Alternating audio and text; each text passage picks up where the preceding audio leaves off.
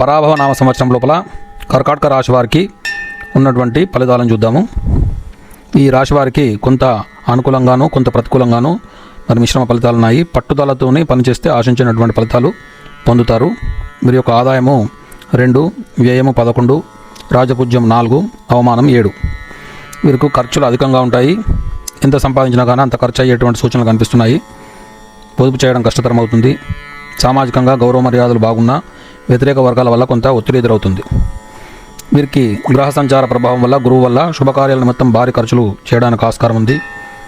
ఆధ్యాత్మిక చింతన పెరుగుతుంది. తీర్థయాత్రలు కూడా చేయడానికి ఆస్కారం ఉంది. ఇక శని వల్ల పనుల్లో ఆటంకాలు, ఆరోగ్య సమస్యలు ఎదురయ్యేటువంటి అవకాశం ఉంది. వాహనాలు నడిపేటప్పుడు అత్యంత జాగ్రత్త అవసరం. ఇక రాహుకేతు ప్రభావం వల్ల భాగస్వామ్య వ్యాపారాల లోపల లేదా జీవిత భాగస్వామితో మనస్పర్ధలు, చిన్నపాటి సమస్యలు వచ్చేటువంటి అవకాశం ఉంది. ఆ విషయం లోపల జాగ్రత్త వహించాలి. ఇక ఉద్యోగపరంగా పనిభారం అధికమవుతుంది. సహోద్యోగులతో అనవసర వాదనలకు దూరంగా ఉండడం మంచిది. స్థానచలనము కలిగేటువంటి సూచనలు ఉన్నాయి. ఆరోగ్యపరంగా మానసిక ఆందోళన, నిద్రలేమి వంటి సమస్యలు రావచ్చు. ధ్యానము మరియు యోగా ద్వారా ఉపశమనం పొందవచ్చు.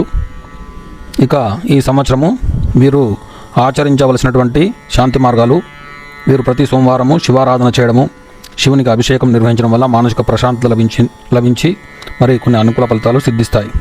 అలాగే శని ప్రభావం కోసం మరి పేదలకు అన్నదానం చేయడము, అలాగే నల్ల నువ్వుల నూనెతో దీపం ముట్టించడం చాలా శ్రేయస్కరం. ఒకవేళ అవి లభించినట్టయితే ఏదైనా సరే నువ్వుల నూనెతోనే దీపం ముట్టించడం వల్ల మంచి ఫలితాలు సిద్ధిస్తాయి.